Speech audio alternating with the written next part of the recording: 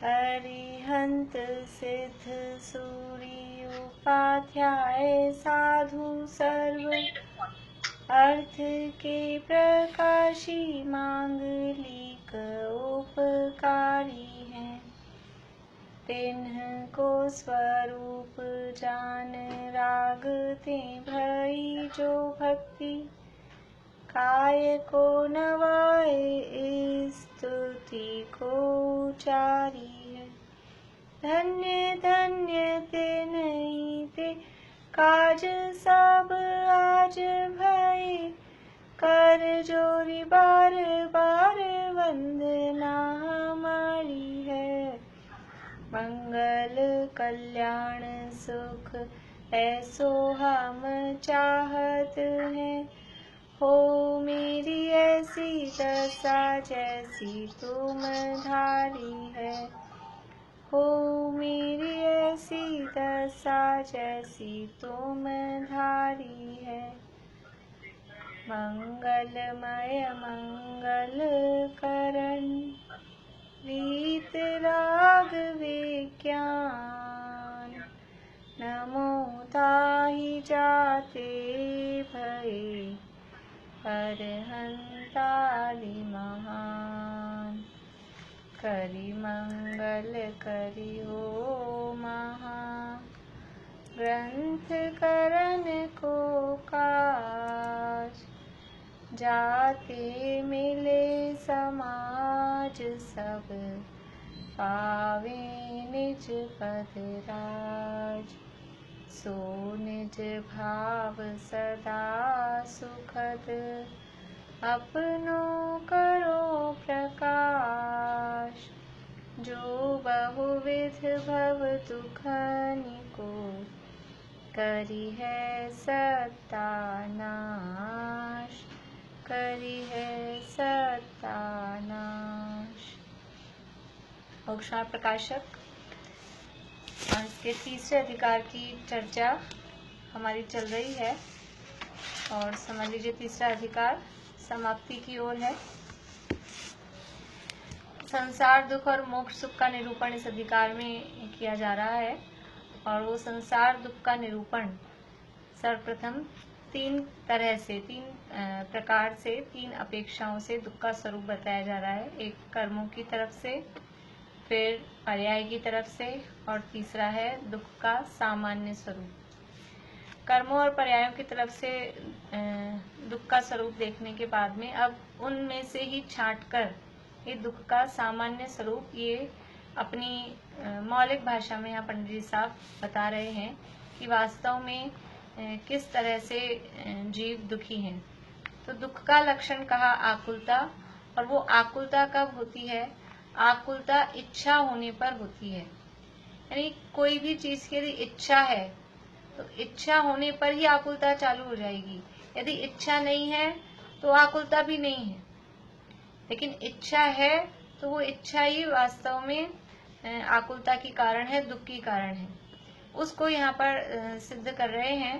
पहली इच्छा विषय ग्रहण करने की, दूसरी इच्छा कषाय के अनुसार कार्य करने की, और तीसरी इच्छा है पाप का उदय को दूर करने की। ये तीन प्रकार की इच्छाएं संसारी जीवों में निरंतर देखी जाती है और इन इच्छाओं के कारण जीव दुखी दिखाई देता है।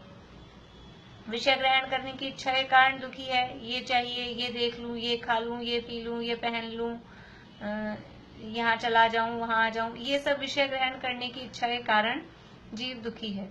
और कषाय के उदय के अनुसार कार्य करने की इच्छा है। अपनी कषाय की पूर्ति, क्रोध मान माया लोभ आदि जो कषाय हैं उनकी पूर्ति करने की इच्छा के कारण जीव दुखी रहता है। अथवा कोई हमें विषयों की इच्छा भी नहीं है, कषाय की भी इच्छा नहीं है, लेकिन जो पाप का उदय आ गया, उस पाप का उदय को जो आया है उसको दूर करने की इच्छा, ये पाप को उदय को दूर करने की पाप के उदय नाम की इच्छा है। अब ये जो चौथी इच्छा है, चौथी इच्छा इन तीनों से कुछ अलग टाइप की है। तीन इच्छा वाले तो साफ साफ दुखी दिखाई दे रहे हैं। जिनको ये तीन टाइप की इच्छा है वो साफ साफ सामने के सामने दुखी दिखाई दे रहे हैं। लेकिन ये जो चौथी इच्छा है, इस इच्छा का नाम है पुण्य का उदय। ये चौथी इच्छा पुण्य का उदय होने पर उस पुण्य के उदय को भोगने रूप जो इच्छा है, वो इच्छा है ये पुण्य का उदय रूप। यानी 3 इच्छाओं में तो विषयों की जो इच्छा है, विषयों की इच्छा कब है कि वो विषय नहीं है, तो नहीं है मतलब पाप का उदय है। कोई चीज इच्छा कब होती है, कोई चीज हमारे पास में नहीं है तब उसको प्राप्त करने की, उसको चाहने की हमको इच्छा होती है। तो वो विषय हमारे पास में नहीं है तो समझ लीजिए उसको हम सामान्य रूप से पाप का उदय कह सकते हैं। कषाय के अनुसार कार्य करने की इच्छा है तो कषाय स्वयं अपने आप में पाप स्वरूप है, और वो कषाय करने की इच्छा हो रही है तो वो भी पाप का उदय है। और तीसरी इच्छा तो पाप के उदय के अनुसार है ही। तो ये तीनों में तो पाप का उदय दिखाई दे रहा है, ये स्वयं दुख स्वरूप दिखाई दे रही है। लेकिन चौथी जो इच्छा है वो पुण्य का उदय होने पर होती है। 3 इच्छाएं तो पाप का उदय होने पर हो रही है, और चौथी इच्छा है वो पुण्य का उदय होने पर हो रही है। किस प्रकार से कि पुण्य के उदय से विषय मिल गए, पुण्य के उदय से वो कषाय के अनुसार कार्य करने को मिल गया, पुण्य के उदय से वो पाप का उदय जो था वो दूर हो गया। अब उस पुण्य के उदय के अनुसार काम करने की जो इच्छा है, वो जो पुण्य का उदय प्राप्त हुआ है उसके अनुसार उन विषयों को भोगने की जो इच्छा है, इस इच्छा का नाम है पुण्य का उदय। तो ये इच्छा है, देखिए इच्छा है मतलब वो दुख रूप है, दुख का कारण है। ये बात पहले ही कह के आए हैं कि इच्छा है वो आकुलता स्वरूप है। अकेला पुण्य का उदय होने मात्र से सुखी नहीं होता। पुण्य के उदय से बहुत सारी सामग्री मिल गई, लेकिन उस सामग्री में भी अब इच्छा है इसको भोगने की, इसको सही रखने की, मेंटेन रखने की, और जो भी टाइप से। तो उस पुण्य के उदय में भी जो इच्छा है वो इच्छा वास्तव में दुख का कारण है। इसलिए ये चौथी इच्छा कुछ अलग टाइप की इच्छा है, जो दुनिया में जिसे लोग दुख नहीं मानते हैं। लेकिन ये जो चौथी इच्छा है पुण्य का उदय, ये पुण्य के उदय में भी जो आकुलता हो रही है उसको ये बताने वाली चौथी इच्छा है। देखिए पेज नंबर 71, 71 नंबर पेज पे थोड़ा सा ऊपर से ही पढ़ते हैं। हमने यद्यपि पढ़ लिया था वो पहला, लेकिन एक बार फिर से पढ़ते हैं। इसे जगत सुख मानता है, परंतु यह सुख है नहीं, दुख ही है। क्योंकि प्रथम तो सर्व प्रकार की इच्छा पूर्ण होने के कारण किसी के भी नहीं बनते। हम ये जो मान रहे हैं हमको पुण्य के उदय से सामग्री मिल गई और हम सुखी हो गए, तो वास्तव में ये सुख नहीं है, दुखी है। लेकिन क्योंकि इच्छा कभी किसी की पूरी होती नहीं है। इच्छाएं कितनी ज्यादा हैं, कितनी इच्छाएं हैं एक जीव की। आशा करता है प्रति प्राणी यस्मिन विश्वम अनुपमम। इच्छाएं तो इतनी सारी, इतना बड़ा गड्ढा है इच्छा का, पूरा विश्व लाके डाल दो तो अणु के समान है। इसलिए इच्छा तो पूरी किसी की होती नहीं है, और किसी प्रकार इच्छा पूर्ण करने के कारण बने तो युगपत उनका साधन नहीं होता, एक साथ वो सारे काम नहीं होते। सो एक का साधन जब तक न हो तब तक उसकी आकुलता रहती है, और उसका साधन होने पर उसी समय अन्य के साधन की इच्छा होती है, तब उसकी आकुलता होती है। सुबह का भोजन हमने बनाया और अभी किया नहीं है, सुबह का भोजन किया नहीं, इससे पहले ये आकुलता होती है अब शाम को क्या बनेगा। कभी कभी तो दोनों टाइम का पहले ही सेट किया, अभी ये बना लेते हैं फिर शाम को ये बना लेंगे। तो अभी एक काम पूरा हुआ नहीं, एक की आकुलता मिटी नहीं, उसी समय उसका साधन होने पर उसी समय अन्य के साधन की इच्छा होती है, तब उसकी आकुलता होती है। एक समय भी निराकुल नहीं रहता। अभी कहीं घूमने गए हुए हैं, यात्रा पे गए हुए हैं, और वहां यात्रा करते करते विचार करते हैं अब की बार तो अब नेक्स्ट टाइम अपन आएंगे ना तो इस तरफ जाएंगे। अभी यहाँ की तो पूरी निपटी नहीं है, घर पहुंचे नहीं है, और अगली इच्छा पहले चालू हो जाती है। एक समय भी निराकुल नहीं रहता, इसलिए दुख ही है। ये जितनी भी इच्छाएं हैं वास्तव में ये इच्छा ये दुख ही है। अथवा 3 प्रकार की इच्छा रूपी रोग को मिटाने का किंचित उपाय करता है, इसलिए किंचित दुख कम होता है। सर्व दुख का तो नाश नहीं होता, थोड़ा दुख कम हुआ है परंतु पूर्ण रूप से दुख का नाश नहीं होता, इसलिए दुख ही है। इस प्रकार संसारी जीवों को सर्व प्रकार से दुख ही है।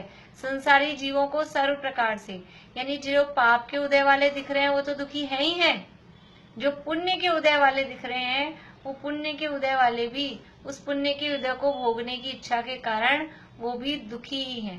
सब एक समान हो गए। सर्व संसारी जीवों को सर्व प्रकार से दुखी है। तथा यहाँ इतना जानना कि 3 प्रकार की इच्छा से सर्व जगत पीड़ित है और चौथी इच्छा तो पुण्य का उदय आने पर होती है तथा पुण्य का बंध धर्मानुराग से होता है, परंतु धर्मानुराग में जीव कम लगता है। जीव तो बहुत पाप क्रियाओं में ही प्रवर्तता है, इसलिए चौथी इच्छा किसी जीव के किसी काल में ही होती है। अब इसमें फर्क क्या है थोड़ा सा, कि 3 इच्छाएं तो ज्यादातर संसारी जीवों के चल ही रही हैं। ये जो चौथी इच्छा है जो पुण्य का उदय होने पर होती है, वो हमेशा नहीं है, समझ लीजिए। वो किन्हीं किन्हीं जीवों को कभी कभी हो रही है, क्योंकि पुण्य का उदय वो कम पाया जा रहा है। इसके अलावा जो 3 प्रकार की इच्छाएं हैं, वो इच्छाएं तो निरंतर ही संसारी जीवों के चलती आ रही हैं, क्योंकि पुण्य का बंध जीव कम कर रहा है। पुण्य का बंध विशेष, यानी हमको जो इच्छा हुई उस इच्छा को पूरा करने के साधन मिलना, ये पुण्य के उदय से होता है। और विशेष पुण्य के, जो चाहा हुआ मिल जाए, वो विशेष पुण्य का उदय है। और विशेष पुण्य तो धर्मानुराग से बनता है, और धर्मानुराग में जीव कम लगता है, धर्म कार्यों में कम लगता है। इसलिए ऐसा विशेष पुण्य कम बनता है कि जो चाहे वो मिल जाए। यद्यपि वास्तव में सूक्ति तो यह है कि चाहा कभी होता नहीं, चाहा हुआ जो चाहते हैं वो होता नहीं है। वास्तविकता तो ऐसी है, पर कभी कभार इस तरह के पुण्य के उदय से जो चाहा वो हो गया, लेकिन जो होता है वो हमें भाता नहीं है, पसंद नहीं आ रहा, और फिर जो पसंद आता है, जो भाता है, वो रहता नहीं। ऐसे समझ लीजिए सुभाषित वाक्यों में इस तरह का आता है, तो इसलिए वो दुखी ही रहता है। यहाँ तो कह रहे हैं कि जो चौथी इच्छा है ये किसी जीव के किसी काल में होती है। 3 प्रकार की इच्छाएं तो सर्व जगत, समस्त जीवों के निरंतर चलती रहती है, परंतु चौथी इच्छा किसी जीव के किसी काल में ही होती है। पुण्य का उदय है तब वो चौथी इच्छा हो रही है, पुण्य के उदय को भोगने की। लेकिन उस समय भी उस इच्छा के कारण होता क्या है, बंधन किसका हो रहा है, पुण्य का उदय है, उदय आ रहा है पुण्य का, लेकिन बंध किसका कर रहा है, बंध तो पाप का ही कर रहा है, क्योंकि उस काल में भी वो इच्छा है, और इच्छा है वो पाप बंध का कारण है, वो स्वयं पाप स्वरूप है। इसलिए पुण्य का उदय होने पर भी पाप ही बंधता है। आगे यहाँ इतना जानना कि समान इच्छावान जीवों की अपेक्षा तो चौथी इच्छा वाले के किंचित 3 प्रकार की इच्छा के घटने से सुख कहते हैं।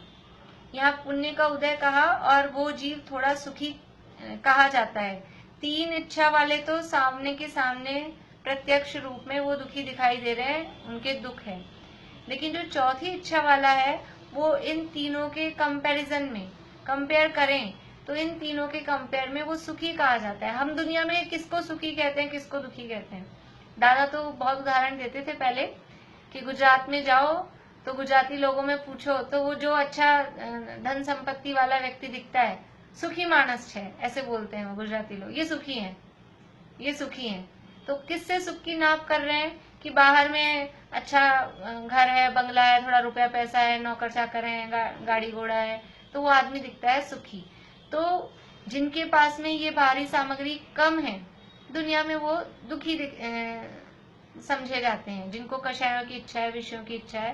तो 3 इच्छा वालों की अपेक्षा तो चौथी इच्छा वाले के किंचित वो इच्छा घटने से सुख कहते हैं, तथा चौथी इच्छा वाले की अपेक्षा महान इच्छा वाला चौथी इच्छा होने पर भी दुखी होता है। देखिए फिर से ऊपर से पढ़ते हैं, समान इच्छावान जीवों की अपेक्षा तो चौथी इच्छा वाले के किंचित 3 प्रकार की इच्छा के घटने से सुख कहते हैं। जिसको चौथी इच्छा है उसको वो 3 इच्छाएं तो उसकी मिट गई, क्योंकि उसको विषयों की प्राप्ति चाहता था तो विषय मिल गए, कषाय के अनुसार कार्य करना चाहता था वो कषाय के अनुसार कार्य हो रहा है, पाप का उदय दूर करना चाहता था पाप का उदय दूर हो गया। तो ये 3 इच्छाएं उसकी पूरी हुई, थोड़ी देर के लिए समझ लीजिए शमित हुई, तो इस अपेक्षा से उसका सुख कहा जा रहा है। परंतु जो चौथी इच्छा वाला की तरफ से ही देखें, पुण्य के उदय को भोगने वाले की तरफ से ही देखें, तो ये महान इच्छा वाला चौथी इच्छा होने पर भी ये दुखी हो रहा है, क्योंकि इसकी तो महान इच्छा है, ये महान इच्छा है, बहुत ज्यादा इसकी इच्छा है, तो ये चौथी इच्छा होने पर भी वो दुखी है।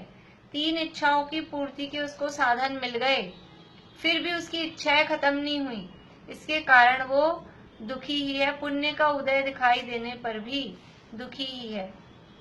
देखिए उदाहरण दे रहे हैं, किसी के बहुत विभूति है और उसके इच्छा बहुत है तो बहुत आकुलतावान है, और जिसके थोड़ी विभूति है तथा उसकी इच्छा भी थोड़ी है तो वह थोड़ा आकुलतावान है।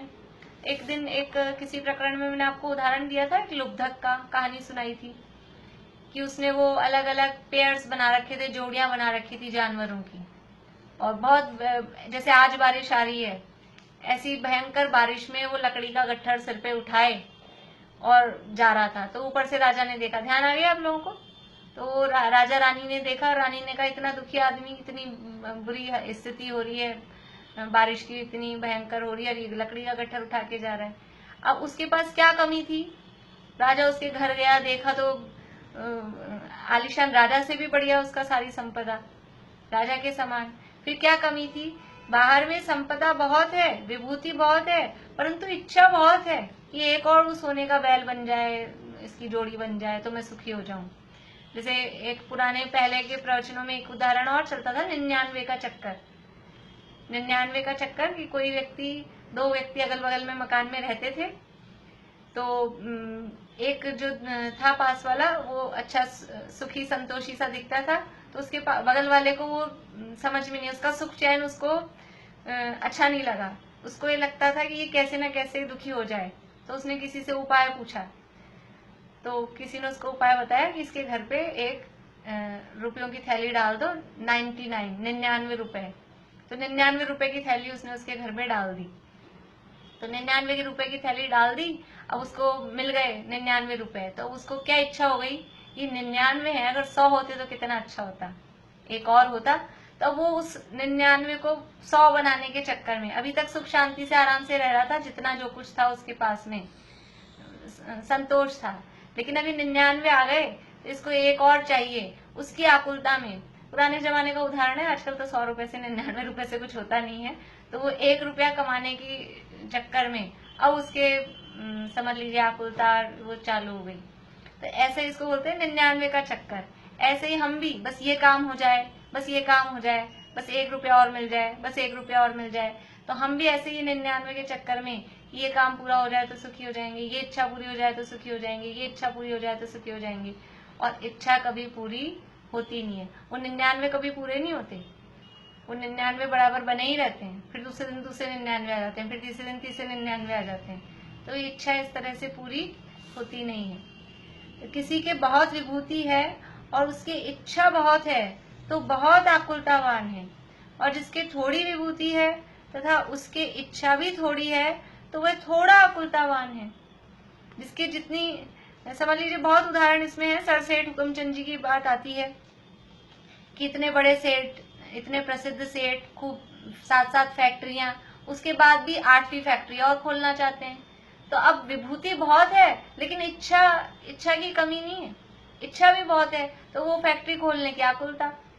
ऐसे ही और भी समझ लीजिए जितने भी बड़े बड़े राजा हुए, अब उनको अपना राज्य मिला हुआ है, अब अपना राज्य करो, लेकिन नहीं हमें राज्य का विस्तार करना है, तो दूसरे देशों पे आक्रमण करते हैं, युद्ध करते हैं। ये सब क्या है? ये विभूति बहुत है लेकिन फिर भी इच्छा है, तो वो बहुत आकुलतावान है। और जिसके थोड़ी विभूति है, एक छोटा सा किसान है, उसके पास अपनी एक झोपड़ी है, 2 टाइम की रोटी का साधन है, लेकिन उसकी इच्छा भी थोड़ी है, वो थोड़ा आकुलतावान है, वो ऐसा आक्रमण करने वाले राजा से वो सुखी संतोषी है। तथा किसी को अनिष्ट सामग्री मिली है और उसे उसको दूर करने की इच्छा थोड़ी है तो वह थोड़ा आकुलतावान है। तथा किसी को इष्ट सामग्री मिली है परंतु उसे उसको भोगने की तथा अन्य सामग्री की इच्छा बहुत है तो वह जीव बहुत आकुलतावान है। यानी ये समझ लीजिए विरोध, 2 विपरीत परिस्थितियां खड़ी कर रहे हैं सिमिलर भी हो सकती है, उससे केवल दुख का संबंध तो अधिक इच्छा से है। लेकिन यदि बाहर में किसी को अनिष्ट सामग्री मिली, समझ लीजिए कि धूप में खड़े हैं, ऐसी परिस्थिति बनी है कि धूप में खड़े हैं गर्मी के दिनों में, अनिष्ट सामग्री है, अनिष्ट परिस्थिति है, लेकिन उसे उसको दूर करने की इच्छा थोड़ी है, उसको ज्यादा कुछ लग नहीं रहा, खड़ा है, ठीक है, खड़े रहना है, वेट करना है तो खड़ा है, हाय हाय आकुलता। यह समझ लीजिए कभी कभी घरों में लाइट चली जाती है, लाइट चली गई है, अब 5 घंटे तक नहीं आएगी, तो अनिष्ट परिस्थिति है, प्रतिकूलता मिली है, लेकिन अब उसको ज्यादा आकुलता भी नहीं है, उसको दूर करने की बहुत ज्यादा इच्छा भी नहीं है, तो वो थोड़ा आकुलतावान है। और इसी परिस्थिति में कोई दूसरा व्यक्ति, अनिष्ट सामग्री मिली है, भी हम यहाँ तो 2 अलग अलग परिस्थितियां लिए, इसी परिस्थिति में एक व्यक्ति कम आकुलतावान होता है और लाइट चली गई है, 5 घंटे तक लाइट नहीं आ रही है, एक व्यक्ति बहुत आकुलतावान होता है। क्यों? क्योंकि उसको जो कम आकुलतावान हो रहा है उसको इच्छा कम है, उसको विकल्प नहीं है, बस इतना पता लग गया नहीं आ रही तो ठीक है, अपने काम में लग गया। और एक व्यक्ति इतना आकुलतावान है, इसको फोन करो, उसको फोन करो, ये ठीक कराओ, वो ठीक कराओ, इसको दोष दो, उसको दोष दो, तो वो बहुत आकुलतावान है, बहुत दुखी है। अब यहाँ दूसरी तरफ से कह रहे हैं कि किसी को इष्ट सामग्री मिली है, किसी को इष्ट सामग्री मिल गई, लाइट आ रही है, एसी लग रहा है, कूलर लग रहा है, पंखा लग रहा है, सब है, तो इष्ट सामग्री मिली है, परंतु उसे भोगने की और अन्य सामग्री की इच्छा बहुत है। इष्ट सामग्री, किसी को लाइट नहीं आ रही है तो भी वो परेशान कम है, और जिसके घर में लाइट आ रही है, साधन भी है, परंतु उसको अंदर से भोगने की इच्छा बहुत है कि मैं ऐसे एसी के बिल्कुल आगे बैठ जाऊं, मैं पंखे के एकदम नीचे बैठ जाऊं, मैं ऐसे हवा खा लूं, तो वो अंदर से अगर उसको आकुलता बहुत है तो वह जीव, इच्छा बहुत है तो वह जीव बहुत आकुलतावान है। इसलिए सुखी दुखी होना, इच्छा के अनुसार जानना बाह्य कारण के अधीन नहीं है। कोई भी बाहरी पदार्थ सुखी कर रहा है अथवा दुखी कर रहा है ऐसा नहीं है। सुखी दुखी होना ये सब अपनी इच्छा के अनुसार जानना। जिसको जितनी ज्यादा इच्छा है, जो ज्यादा इच्छा वाला है वो बड़ा दुखी है, जो कम इच्छा वाला है वो कम दुखी है। दुखी तो है, ऐसा नहीं कहा कि जो कम इच्छा वाला है वो सुखी है। सुखी कब होगा? जिनको इच्छा ही नहीं है, इच्छा के अभाव से सुखी होते हैं। तो ज्यादा इच्छा वाला वो ज्यादा बड़ा दुखी है, और कम इच्छा वाला वो कम दुखी है, छोटा दुखी है। तो जिसको जितना ज्यादा समझ लीजिए इच्छा है, जितनी ज्यादा समझ लीजिए पोस्ट बढ़ती है, उसकी इच्छाएं भी उस हिसाब से बढ़ती हैं। अब कोई अपने घर का मुखिया है तो उसको अपने घर संबंधी समझ लीजिए इच्छा है, और कोई राजस्थान का या अपने अपने समझ लीजिए स्टेट का वो मुख्यमंत्री है तो उसको अपने राज्य संबंधी इच्छा है, और भारत का प्रधानमंत्री है तो उसकी वो उसका फैलाव उतना ज्यादा बढ़ता जाता है, और जितनी ज्यादा ये इच्छाओं का फैलाव है उतना ही ज्यादा दुखी होते हैं, आकुलतावान होते हैं। इसलिए सुखी दुखी होना इच्छा के अनुसार जाना। देखिए, इच्छा दुख का कारण है, और इसको यद्यपि यहाँ वो प्रकरण नहीं है लेकिन फिर भी थोड़ा सा इच्छा के निरोध को तप कहा, इच्छा निरोध तप है कहा। तो इच्छा जिसके नहीं है या इच्छाओं का जिसके अभाव हो गया है तो अपने आप में तप होता है।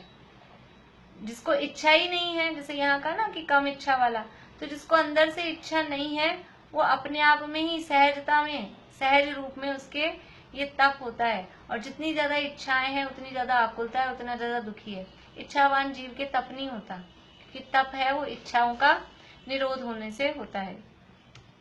देखिए और आगे, नार की दुखी और देव सुखी कहे जाते हैं, वह भी इच्छा की ही अपेक्षा कहते हैं। एक ये कॉमन सा समझ लीजिए हमारे रहता है, नरक में दुख है, नार की दुखी, और स्वर्ग में देव सुखी। तो क्यों कहा जाता है, ऐसा क्यों है? एकदम से गलत है ऐसा नहीं है, वो इच्छा की अपेक्षा से ही उनको कहते हैं, क्योंकि नारकियों को तीव्र कषाय से इच्छा बहुत है।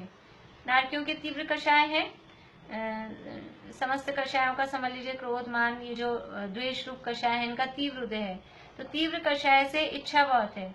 और देवों के मंद कषाय है, इधर हम लेष्या में देखें तो शुभ लेष्याएं हैं, तो उनकी इच्छा थोड़ी है, कंपैरिजन कर रहे हैं, कंपैरेटिवली नारकियों की अपेक्षा से देवों को सुखी कह रहे हैं, क्योंकि नारकियों की अपेक्षा से देवों में इच्छा उस तरह से कम है।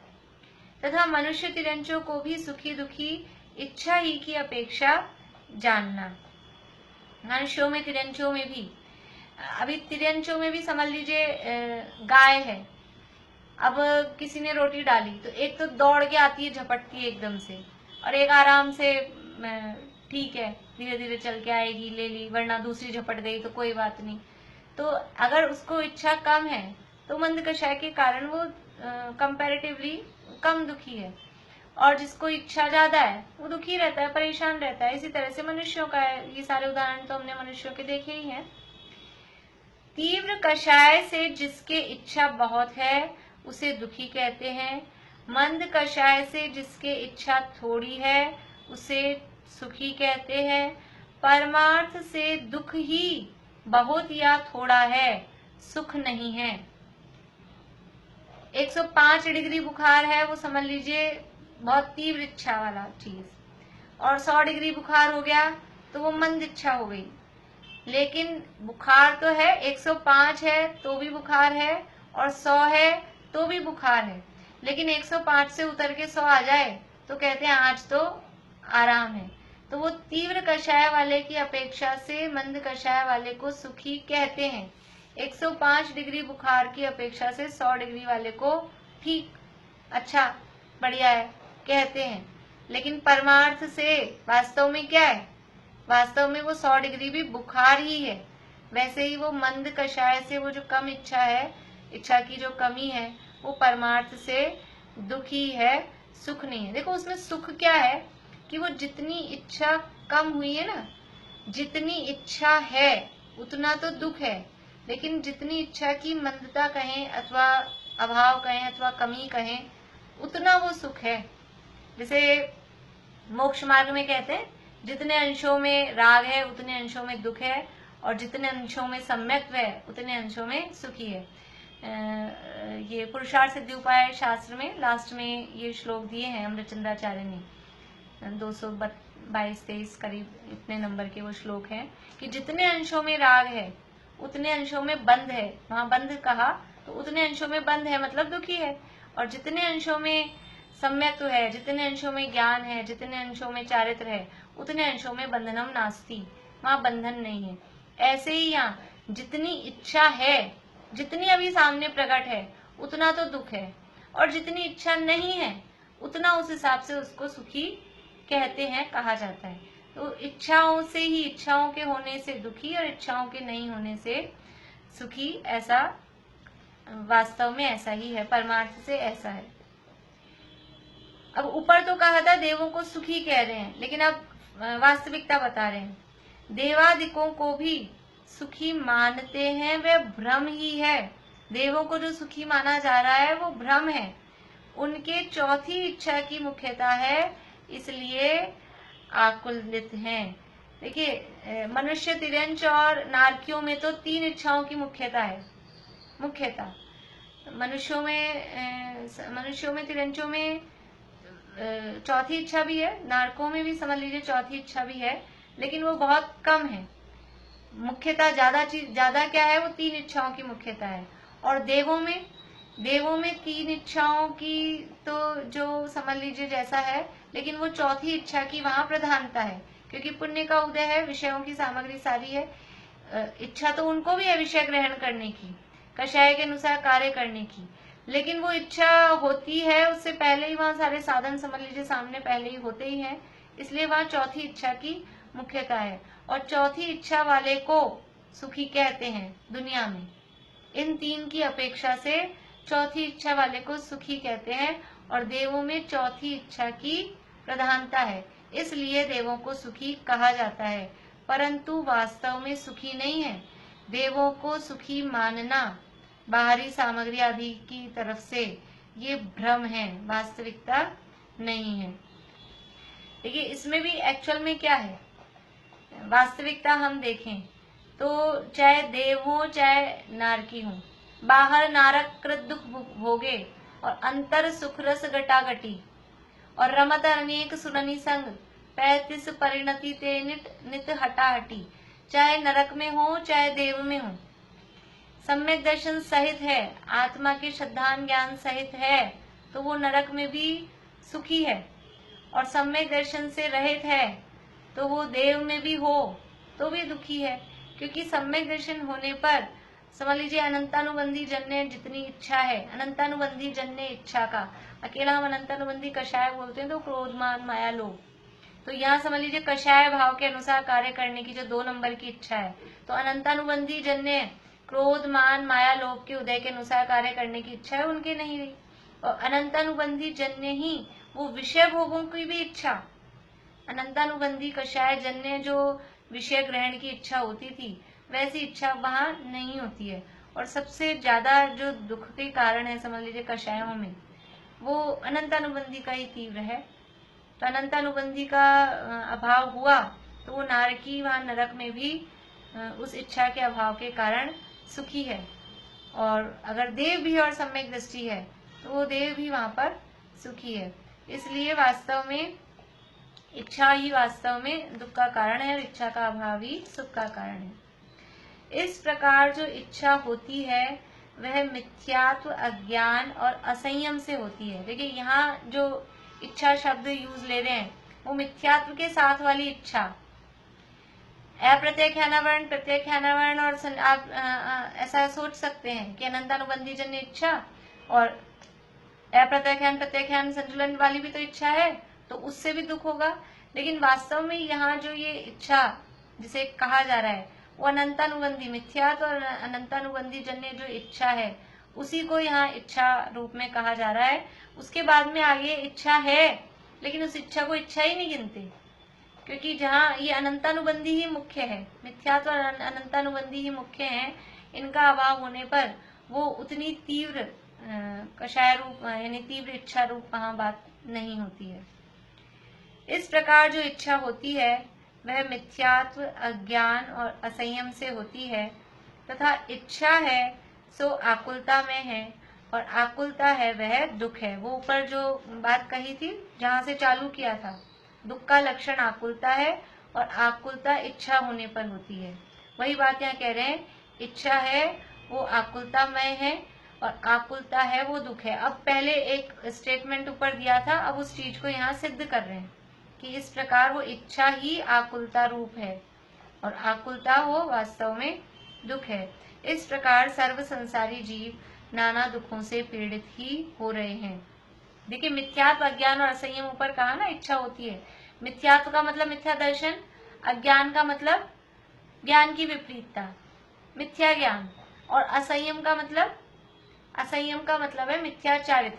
यहाँ असंयम वो चौथे गुणस्थान वाला असंयम को नहीं लेना है। यहाँ अभी जो मिथ्यात्व, अज्ञान और असंयम लिया है ये मिथ्या दर्शन, मिथ्या ज्ञान और मिथ्याचारित्र, इस रूप में मिथ्यात्व, अज्ञान और असंयम को यहाँ ग्रहण किया है। चौथे गुणस्थान में भी अब वो जो इच्छा है चारित्र मोह के उदयजन्य, लेकिन वो वास्तव में उसको गिनते नहीं है। यहाँ तो मिथ्यात्व जन्य, अनंतानुबंधी जन्य जो इच्छाएं हैं उन्हीं को यहाँ इच्छा कहा जाता है। तो इस प्रकार की ये जो इच्छा है जो दुख का कारण है, जो संसार का कारण है, यहाँ बात चल रही है एक्चुअल में संसार दुख की। और जो सम्यक दृष्टि हो गया, एक कषाय चौकड़ी का जिसके अभाव हो गया, अब वो संसार ही नहीं रहा, वो मोक्ष मार्गी हो गया। यद्यपि संसार में है, संसार में होने पर भी वो संसारी नहीं है, वो मोक्ष मार्गी हो गया। और यहाँ जो पूरा प्रकरण चल रहा है, पीछे भी हमने समझ लीजिए ज्ञानावरण आदि के संबंध में बात की, तो मति ज्ञान शुद्ध ज्ञानावरण के शिवक्षम से होने वाला दुख देखा, लेकिन मन परे ज्ञान और केवल ज्ञान, वो तो मन परे ज्ञान मोक्ष मार्ग में ही होता है, उस संबंध में कुछ बात नहीं की। और केवल ज्ञान तो मोक्ष स्वरूप ही है, इसलिए उनकी बात नहीं की। यहाँ तो जो संसार में जो दुख के कारण है, तो संसार की अपेक्षा से यहाँ बात चल रही है। तो इस प्रकार की जो इच्छा है वो मिथ्यात्व, अज्ञान और असंयम यानी मिथ्या दर्शन, मिथ्या ज्ञान और मिथ्या चारित्र से होती है। और ये जो इच्छा है ये आकुलता में है, आकुलता है वो दुख है। यानी असली दुख का कारण क्या है? दुख का कारण है इच्छा। दुख का लक्षण तो है आकुलता, लक्षण में और कारण में फर्क है। दुख का लक्षण है आकुलता, लेकिन दुख का कारण क्या है? दुख का कारण है इच्छा। तो ये पूरा प्रकरण पढ़ के सुन के, यानी ये तो हम समझ लीजिए अपने को ये प्रकरण आर्ट ऑफ लिविंग के रूप में हम इसको देख सकते हैं। ये आर्ट ऑफ लिविंग कि ये इच्छा से ही हम दुखी हैं। तो जैसे जब भी जिस भी प्रकार से भी जब इच्छाओं का अभाव होगा तभी हम सुखी हो पाएंगे। तो अभी समझ लीजिए पहले इच्छाओं को मंद करने की कोशिश करें, और इच्छाएं मंद होंगी और मिथ्यात्व के अभाव पूर्वक फिर अनंतानुबंधी का ये अभाव होगा, और धीरे धीरे क्रम से संपूर्ण इच्छाओं का अभाव होगा, तभी जीव सुखी हो सकता है। पर पदार्थों को प्राप्त करके, पर पदार्थों को इकट्ठा करके, उनमें फेरबदल करके कभी कोई जीव सुखी ना हुआ है ना होगा। जो भी जीव सुखी हुए हैं और जो हो रहे हैं और जो होंगे वो सब इस इच्छा के अभाव से ही हुए हैं। समझ लीजिए ये बात भेद विज्ञान के संबंध में आती है। जो अब तक जो भी हुए सिद्ध या आगे होंगे भेद ज्ञान के ही प्रभाव से सब हुए हैं। लेकिन हम यहाँ पर इसको अभी इच्छा के अभाव, वहां तो भेद ज्ञान का प्रभाव है। भेद ज्ञान तो वो समझ लीजिए अस्थिपरक कहा। अभी यहाँ कह रहे हैं इच्छा का अभाव, कि जो भी जीव सुखी हुए हैं वो इच्छा का अभाव करके ही सुखी हुए हैं, और हम भी सुखी होंगे इच्छाओं का अभाव करके ही सुखी होंगे। जब तक इच्छा है तब तक दुखी हैं, और जब इच्छाओं का अभाव होगा तभी सुखी होंगे। तो अपनी इच्छाओं का अभाव करने की तरफ हम आगे बढ़ें, उसका पुरुषार्थ करें। ये पूरा प्रकरण, ये जो 4 प्रकार की इच्छाएं हैं वो ये हमको बताता है। देखिए आगे अब प्रकरण है पेज नंबर 72, 72 नंबर पेज पे, मोक्ष सुख और उसकी प्राप्ति का उपाय। अभी तक तो दुख का वर्णन किया, बहुत सारा दुख बता दिया, अब सुखी कैसे हो। और वो जो सुख है, वास्तव में जो सुख है, हम तो इच्छाओं की पूर्ति करने को ही हम सुख मान रहे। थोड़ी सी एक इच्छा की पूर्ति होती है तो उसमें इच्छा में थोड़ी कमी आती है तो लगता है सुखी हो गए, और आप कह रहे हो वो वास्तव में सुख ही नहीं है, उसे सुख मानना वो भ्रम है। तो वास्तव में सच्चा सुख है क्या, और जो सच्चा सुख है वो प्राप्त होगा कैसे। यद्यपि पीछे जो बताए थे कर्मों की अपेक्षा से और पर्याय की अपेक्षा से, वहां पे साथ साथ में बताया भी कि जीव जो उपाय करता है वो उपाय झूठे हैं, और सच्चा उपाय क्या है। वहां सच्चे उपाय में सब जगह वहां यही बात आई थी कि वो मिथ्यात्व का अभाव हो तभी वो वास्तव में जीव सुखी हो सकता है।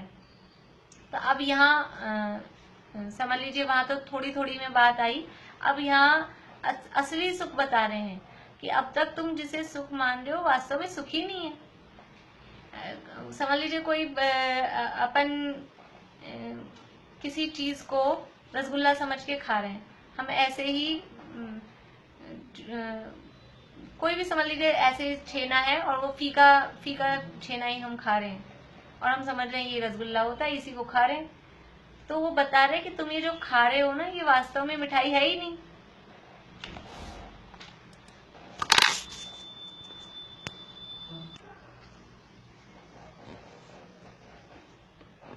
तो यहाँ बता रहे हैं कि अब तक आप जिसको समझ लीजिए मिठाई समझ के खा रहे थे वो मिठाई है ही नहीं। तो वास्तव में मिठाई क्या है, वो वास्तव में सुख क्या है, सच्चा सुख क्या है वास्तव में, उसका स्वरूप यहाँ पर पहले बता रहे हैं कि वास्तव में सुख क्या है। तो मोक्ष सुख और उसकी प्राप्ति का उपाय। मोक्ष सुख कैसा है, पहले मोक्ष सुख का स्वरूप बताएंगे कि अभी तक तुम पहले यहाँ अपना दुख बताया, अब यहाँ कंपैरिजन करेंगे कि वहाँ सुख क्यों है। तो मोक्ष सुख और अब उसकी प्राप्ति कैसे होगी, उसकी प्राप्ति का उपाय। देखिए थोड़ा सा शुरू करते हैं अपन। अब जिन जीवों को दुख से छूटना हो वे इच्छा दूर करने का उपाय करो। जिन जीवों को दुख से छूटना, हमारी तरफ से आपको बाउंडेशन नहीं है। यदि आप दुख से छूटना चाहते हो तो क्या करना है, हमने पीछे आपको बता दिया दुख का सामान्य स्वरूप। इच्छा है वही आकुलता दुख रूप है और वही आकुलता का कारण है। अगर अब आप चाहते हो कि हम सुखी हों तो क्या करना है, जो समझदार है उसको खुद को समझ में आ जाएगा की इच्छा दूर करने का उपाय करो। तो जिन जीवों को दुख से छूटना हो वे इच्छा दूर करने का उपाय करो। कैसे करें उपाय? तथा इच्छा दूर तभी होती है जब मिथ्यात्व, अज्ञान, असंयम का अभाव हो। आपने कह तो दिया इच्छा दूर करने का उपाय करो, तो हम वही तो करते हैं। इच्छा दूर करने का उपाय, भूख लगती है, भोजन करने की इच्छा होती है तो हम भोजन कर लेते हैं। प्यास लगती है, पानी पीने की इच्छा होती है तो हम पानी पी लेते हैं। कुछ देखने की इच्छा होती है तो हम देख लेते हैं। घूमने की इच्छा होती है तो हम घूम लेते हैं। वही तो करते हैं। तो कह रहे हैं कि इच्छा दूर तभी होती है जब मिथ्यात्व, अज्ञान और असंयम का अभाव हो। चुप रहो, खत्म आ जाएगी। और सम्यक दर्शन, ज्ञान, चारित्र की प्राप्ति हो। इच्छा दूर तभी होती है जब मिथ्यात्व, अज्ञान, असंयम का अभाव हो और सम्यक दर्शन, ज्ञान, चारित्र की प्राप्ति हो। मिथ्यात्व का अभाव सम्यक दर्शन, अज्ञान का अभाव सम्यक ज्ञान और असंयम का अभाव सम्यक चारित्र, यानी ये तीनों है, मिथ्या दर्शन, मिथ्या ज्ञान और मिथ्या चारित्र रूप। इसलिए इसी कार्य का उद्यम करना योग्य है। यदि आप दुख से छूटना चाहते हैं तो क्या करें? छैड़ाला जो लिखी गई है ना, वो ये मोक्षा प्रकाशक के बाद में। टोडरमल जी साहब हुए हैं 300 साल पहले और दौलत राम जी करीब 250-1 साल पहले, यानी उनमें गैप है। तो ये जो छैड़ाला है वो समझ लीजिए मोक्षा प्रकाशक के आधार पर, ऐसा बहुत सारे प्रकरण छैड़ाला में हैं। तो वहाँ क्या कहा है?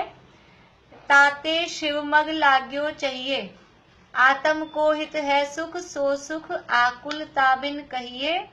आकुलता शिव माही न ताते, शिवमग लाग्यो चाहिए। आत्मा का हित सुख है ना, आत्म को हित है सुख, और वो सुख क्या है? आकुलता बिन कहिए। सुख का लक्षण है निराकुलता। यहाँ कहा दुख का लक्षण है आकुलता। दुख का लक्षण आकुलता है तो सुख का लक्षण निराकुलता। और आकुलता, निराकुलता कहाँ है? कि वो निराकुलता है शिव माही, मोक्ष में नहीं है। इसलिए अब जिनको सुखी होना है वो क्या करें? ताते शिव मग लाग्यो चाहिए, मोक्ष मार्ग में लग जाना चाहिए। वही बात यहाँ कह रहे हैं, इसलिए इसी कार्य का उद्यम करना योग्य है। इसलिए यही काम, कौन सा काम? कि मिथ्यात्व, अज्ञान, असंयम का अभाव हो और सम्यक दर्शन, ज्ञान, चारित्र की प्राप्ति हो। इसी कार्य का उद्यम करना योग्य है। ऐसा साधन करने पर जितनी जितनी इच्छा मिटे उतना उतना दुख दूर होता जाता है। और जब मोह के सर्वथा अभाव से सर्व इच्छा का अभाव हो तब सर्व दुख मिटता है, सच्चा सुख प्रकट होता है। ये ऐसा साधन मतलब ये सम्यक दर्शन, ज्ञान, चारित्र जो प्रकट किया, मिथ्यात्व, अज्ञान और असंयम का अभाव किया, ऐसा करने पर जितनी जितनी इच्छा मिटे उतना उतना दुख दूर होता जाता है। जितनी जितनी इच्छा मिटे मतलब कि समझ लीजिए एक कषाय चौकड़ी जन्य वो अभाव हुआ है, फिर 2 कषाय चौकड़ी जन्य अभाव हुआ है, फिर 3 कषाय चौकड़ी जन्य अभाव हुआ है। तो जितनी जितनी कषायों का अभाव हुआ है, जितनी जितनी इच्छाओं का अभाव हुआ है, उतना उतना दुख दूर होता जाता है। और जब मोह का सर्वथा अभाव हो जाता है, देखिए मोह का सर्वथा अभाव कहाँ होता है? मोह का सर्वथा अभाव कहाँ होता है? कौन से गुणस्थान में होता है? 10वें गुणस्थान में मोह का सर्वथा अभाव हुआ। 12वें नहीं, 10वें के अंत में मोह का सर्वथा अभाव हुआ। तब मोह के सर्वथा अभाव से सर्व इच्छा का अभाव हो तब सर्व दुख मिटता है। 10वें में मोह का सर्वथा अभाव हुआ तो अब पूर्ण सुखी कहाँ होता है जीव? पूर्ण सुखी हो जाता है 11वें गुणस्थान में, तब सच्चा सुख प्रकट होता है। इस प्रकार से ये यहाँ मोक्ष सुख की प्राप्ति, मोक्ष सुख और उसकी प्राप्ति के उपाय की चर्चा यहाँ शुरू की है। आगे अभी वो मोक्ष में कैसा सुख है, किस प्रकार से सुख है, उसकी चर्चा आगे करेंगे, वो अपन कल करेंगे।